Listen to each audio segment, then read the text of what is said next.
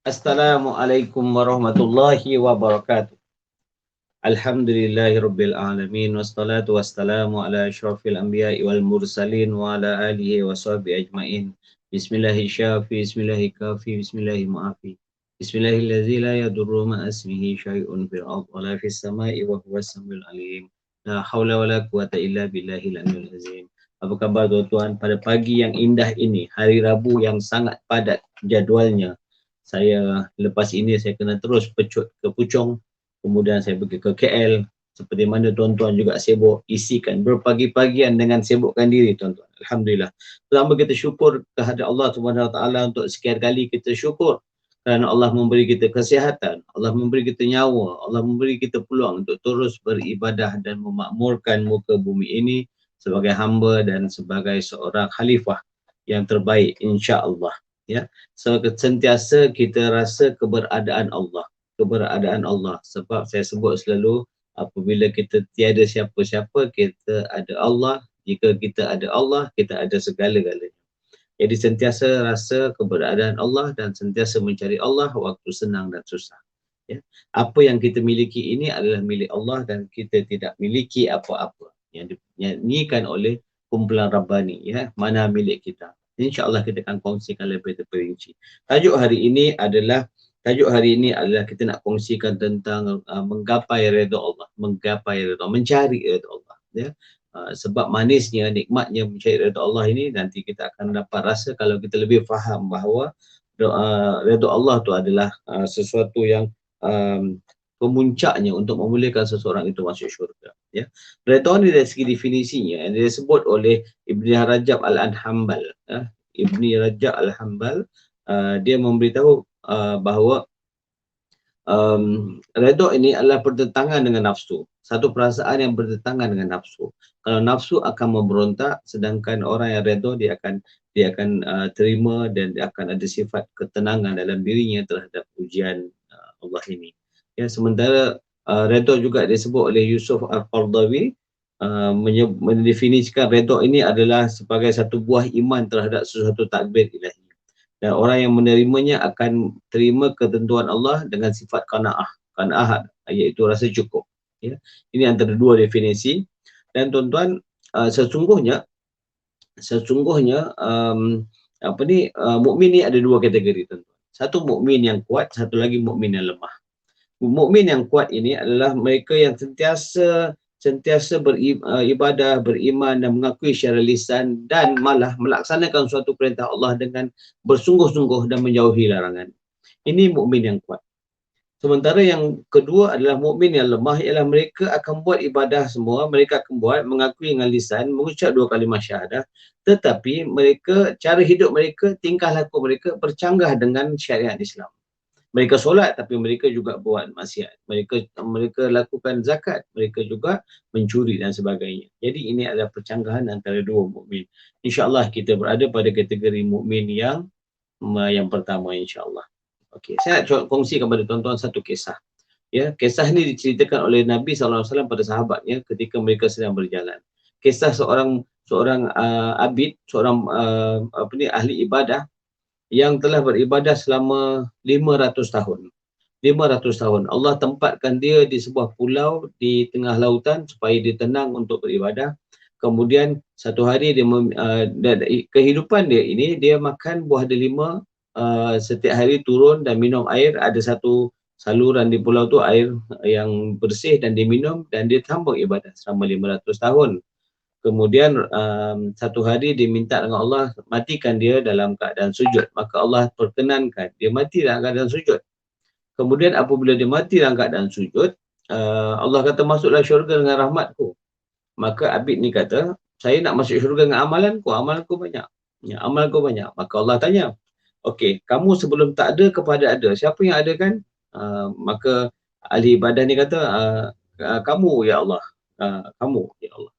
Kemudian makanan yang kamu makan ini buah delima yang berbuah setahun sekali, tetapi yang kamu makan setiap tahun Allah bagi. Siapa yang bagi? Kamu. Semualah tanya. Kemudian yang kamu daripada kamu hidup, kamu nak mati, kamu mohon dalam keadaan sujud, siapa yang makbulkan? Kamu ya Allah. Maka barulah dia mengakui bahawa nikmat Allah terlalu besar kalau dibandingkan amalan kita. Sebab itulah kalau dengan banding amalan ini tak ke mana kita tuan-tuan. Sebab itulah kita kena cari redha Allah, cari apa benda yang boleh menyebabkan redha Allah. Dalam masa yang singkat ini, mungkin saya boleh kongsikan supaya kita dapat bawa bekal ya kudapan minda di pagi hari ini tentang apa ni mencari redha Allah ini ya. Pertamanya kita kalau ingin mencari redha Allah, kita belajar untuk menjauhi perkara yang menyebabkan murka Allah ya. Ada 20 sekurang-kurangnya perkara yang boleh menyebabkan murka Allah. So pagi ini saya kongsikan 4 atau 5 lah, 4 atau 5 lah insya-Allah ya. Pertama, jangan melewatkan solat ya.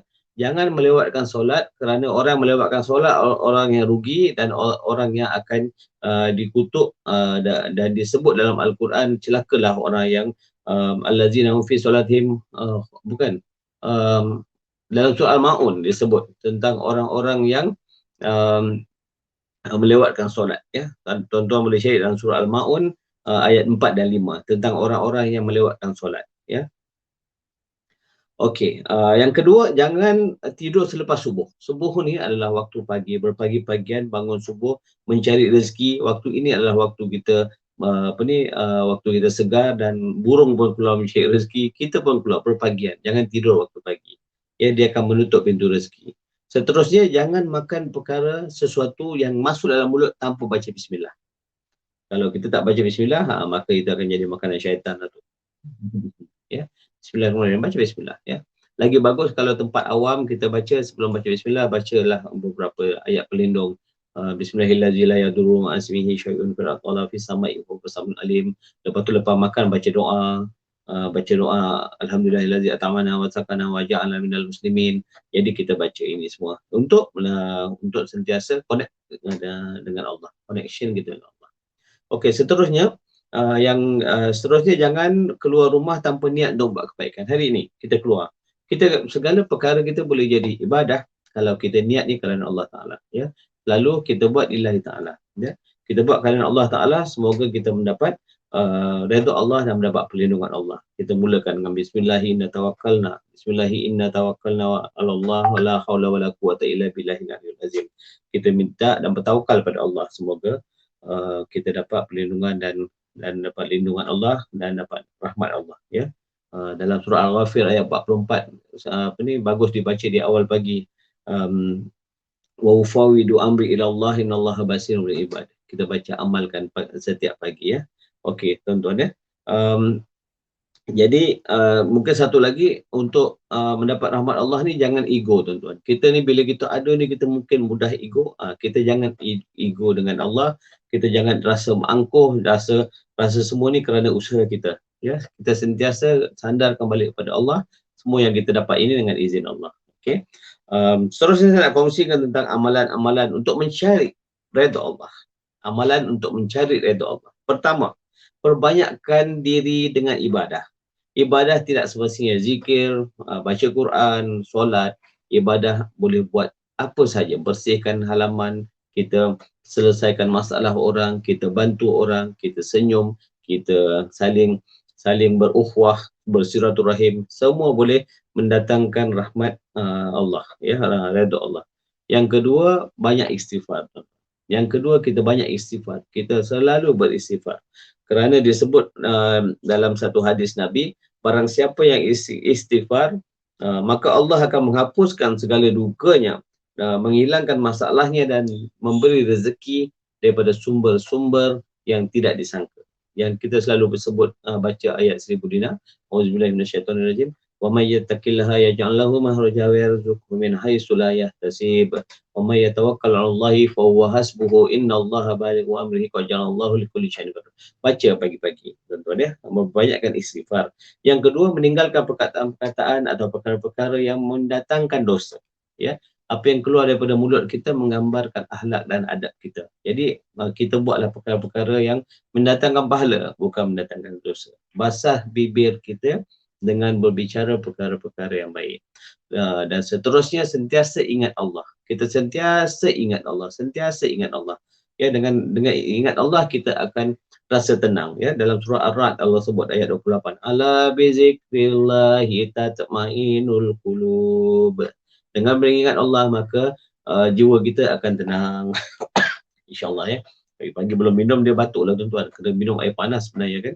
Okey, seterusnya yang kelima, sentiasa berbakti dan mendoakan ibu bapa. Ya, semalam kita dah sebut tentang berbakti pada ibu bapa ini. Ya, hari ini perkara ini sangat penting. Berbakti dan berdoa pada ibu bapa, sentiasa doakan mereka. Doakan mereka bukan sebab siapa mereka, siapa kita.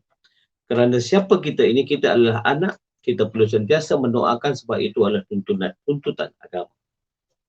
Seterusnya, sentiasa berbuat baik dan menolong pada orang yang lemah. Kita nampak orang kereta rosak, apa yang kita boleh buat? Ada seorang hamba Allah ni, dia tak pandai repair kereta. Tetapi dia bawa dalam keretanya biskut, roti dan air. Ada je kereta rosak, dia berhenti, dibagi bekalan tersebut. Supaya orang tu mungkin nak wuduk, mungkin orang tu lapar, haus dan sebagainya. Jadi dia selesaikan masalah macam tu. Nampak tak besarnya jiwa mereka ini, jiwa mereka ini apabila mereka kita dapat tolong orang. Dia nikmat kita memiliki dengan kita menyelesaikan masalah orang itu, dia manis dia lain. Manis dia lain. Buat amalkan ini, kita akan rasa satu kepuasan. Ya, kita bukan mencari tepuk manusia, mencari tepuk Allah. Macam mana Allah akan redha, Allah akan mengakui kita sebagai hamba-Nya yang Allah akan beri syurga insya-Allah. Seterusnya, menunaikan hajat orang. Ya, orang minta tolong, boleh tak tolong bantu saya, boleh tak bagi. Kita ada kepakaran untuk kita bantu orang. Ramai orang bila ada kepakaran, mereka fikir kenapa saya mesti bantu. Inilah harga yang you kena bayar kalau saya nak bantu awak. Jadi jangan selalu fikir pasal perkongsian mesti ada bayaran. Tidak. Kita selesaikan masalah orang sebab kita ada dua bank. Satu bank dunia, satu bank akhirat. Jadi kalau kita faham ini, kita tidak akan berkira-kira dalam membantu orang. Ya, menunaikan hajat orang. Ya, satu lagi yang akaun yang takkan boleh diambil, ya, iaitu salawat kepada Nabi sallallahu alaihi wasallam. Selalu salawat pada Nabi Nabi sallallahu alaihi wasallam. Sebab antara satu-satunya amalan yang tidak boleh transfer ledger, iaitu salawat pada Rasulullah. Ya, orang amalan lain kalau kita buat dosa mungkin akan pindah pada orang tu. Tetapi amalan Nabi ni, amalan salawat ini adalah satu amalan yang kekal. Ya, abadan untuk kita sebagai bekalan. Ya. Sedangkan Allah pun selawat, malaikat pun selawat. Innallaha wa malaikatahu yusholluna 'alan nabi ya ayyuhallazina amanu shallu 'alaihi wa sallimu taslima.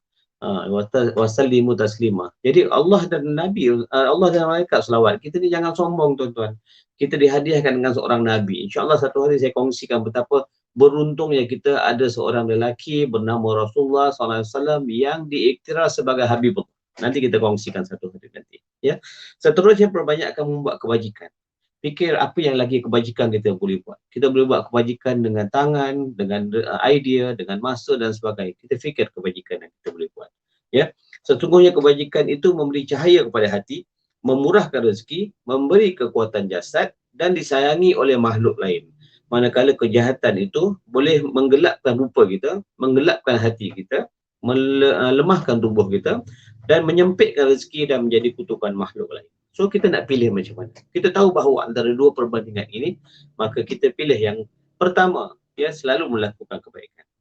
Yang seterusnya, yang ke-10 adalah berpagi-pagian. Kita berpagi-pagian membuat kebaikan. Pagi lepas kita bangun subuh, kita nak buat apa?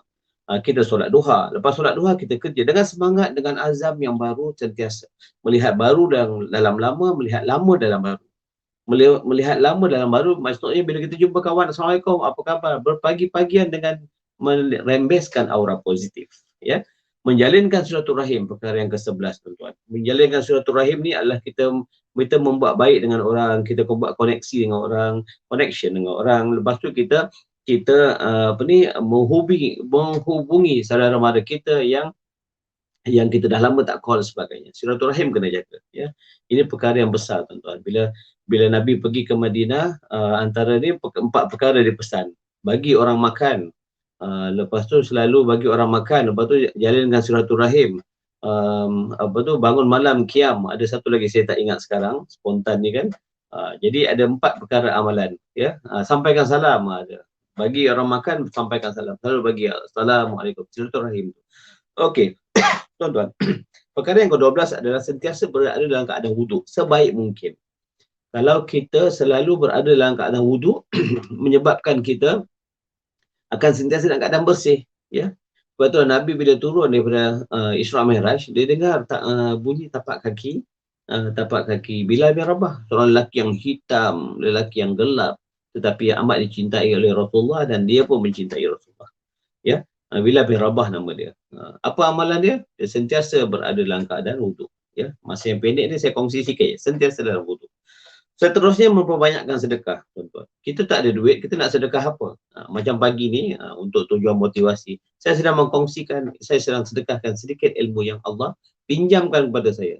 Sedekah ilmu, sedekah khidmat, sedekah masa, dan sedekahkan idea. Dan kalau ada duit, sedekahkan duit. Walaupun sedikit. Bukan bukan berapa banyak yang kita ada, berapa banyak yang kita berani dan mampu beri. Bila kita beri itu, insyaAllah ada keberkatan. Seorang almarhumah bernama Siti Sarah, penyanyi. Ketika dia tidak ada apa-apa, dia menderma. Sebab dia yakin, nampak tak, seorang yang bukan ustazah, orang biasa, dia yakin bahawa what you give, you get back. Allah akan bagi. Allah janji dalam Al-Quran bahawa keberkatan, pulangan, rezeki yang melimpah-limpah dari sumber yang kita tak sangka. Dia selalu banyak sedekah sebelum dia jadi kaya. Alhamdulillah ya, banyakkan sedekah. Yang ke-14 tuan-tuan, kita selalu bangun malam, cari, kalau tak dapat dalam sebulan sekali, seminggu sekali, setiap hari, cari hari untuk kita bangun malam tahajud. Takarrub dengan Allah, mendekatkan diri dengan Allah, merayu dengan Allah, zahirkan tanda syukur kepada Allah. Tahajud ya. Seterusnya sentiasa menunaikan solat duha. Ya, sekurang-kurangnya 4 waktu. Wahai anak Adam, kata satu hadis qudsi ya.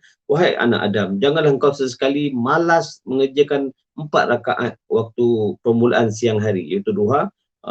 Nescaya Allah akan mencukupkan keperluanmu di petang hari. Jadi duha ni je. Lepas ni tuan-tuan cari masa untuk duha. Seterusnya sentiasa bersyukur pada Allah. Syukur ya Allah. Ya, kita syukur apa yang Allah bagi, kita sentiasa berazam untuk membaiki diri dan sentiasa bersyukur, rasa cukup ya. La in syakartum la azidannakum wa la in kafartum inna azabi lasyadid. Orang yang bersyukur ni Allah akan tambahkan rezeki. Okey. Seterusnya perkara yang 17 adalah selalu mengamalkan zikir dan bacaan ayat Quran. Walaupun kita tahu 3 kul aja, bacalah tuan-tuan. Bacalah 3 kul ya. Okay, baca qul huwallah, amal Quran, zikir, subhanallah, zikir yang lebat pahala, zikir yang nampak ringan tetapi berat di sisi Allah. Subhanallah yang azim, subhanallah wa bihamdihi, subhanallah wa bihamdihi, subhanallah al-azim. Subhanallah wa bihamdihi, subhanallah al-azim. Zikir, biar mulut kita sibukkan dengan berzikir, ya. Satu lagi surah At-Taubah ayat 128. Kalau kita dapat amalkan bagus. Surah At-Taubah tuan-tuan boleh catat ayat 128. Amalkan. Orang mengamalkan surah At-Taubah ayat 128 ini, Allah memberi dia 7 kebaikan. Pertama, kalau dia lemah, Allah kuatkan. Kalau dia hina, Allah muliakan. Kalau dia kalah, Allah akan memberi dia pertolongan. Kalau dia kesempitan, Allah akan memberi dia kelapangan. Kalau dia berhutang, Allah akan bantu untuk membayarnya, mencari jalan untuk bayarnya. Kalau dia berada dalam kesusahan, Allah akan hilangkan kesusahan. Dan akhir sekali, kalau dia berada kesulitan dalam hidupnya, maka Allah akan lapangkan kehidupan. InsyaAllah. Jadi kita amalkan ini. Dan saya lajukan sikit, membanyakkan berdoa, selalu berdoa. Ya, Allah kata, Allah tunggu siapa lagi hamba-Ku yang ingin berdoa. Berdoa, sebanyakkan doa. Berikhtiar seterusnya ya, yang ke-19, berikhtiar sehabis mungkin. Jadi seorang hamba yang itqan, bersungguh-sungguh, bertungkus lumus bekerja.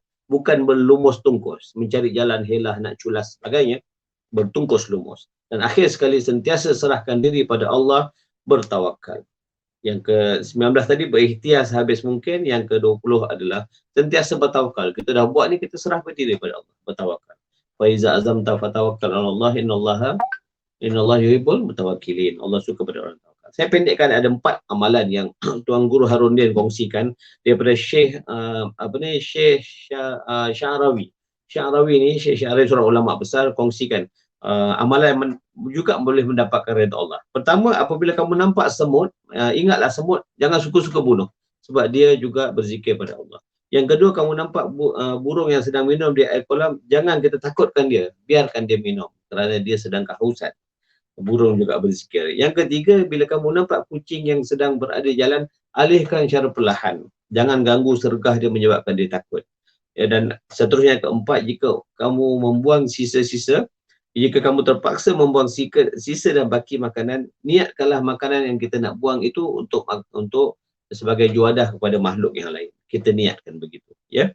Ya, sebab itulah amalan kita walaupun kecil mana pun kita jangan berkira-kira. Alah, perkara kecil kita sibuk nak buat perkara besar. Jangan. Sebab kita tak tahu amalan mana yang menyebabkan Allah masukkan kita dalam syurga kerana sifat ikhlas, mukhlisinnya kita ini, ya. Sebab itulah kita bila dapat buat perkara ini, kita akan jadi ni. So akhir sekali saya nak kongsikan tuan-tuan, berpagi-pagian dengan zikir, ya, maksurat tu bagus. So sekurang-kurangnya amalkan ini. Raditu billahi rabba wa bil islami dina wa bi muhammadin nabiy wa rasulullah. Ya Allah, aku redha dengan kau. Raditu billahi rabba islam wa islami dina, Islam sebagai agamaku, wa nabiy wa rasulullah, nabi sebagai rasulku. Amalkan ini setiap hari. Okay, tuan-tuan. Redha bukan bermakna kita tidak boleh menangis. Tetapi redha adalah kita menerima tanpa mempersoalkan apa yang Allah bagi. Redha adalah kita menerima tanpa kita mempersoalkan apa yang Allah bagi. Ya, bila Allah datangkan kita ujian kerana Allah hendak kita jadi kuat. Kalau Allah tangguhkan sesuatu yang kita hendak, Allah hendak kita menjadi sabar. Kalau Allah memberi kita sesuatu, hilangkan sesuatu yang kita sayang, Allah hendak kita lihat kita redha atau tidak.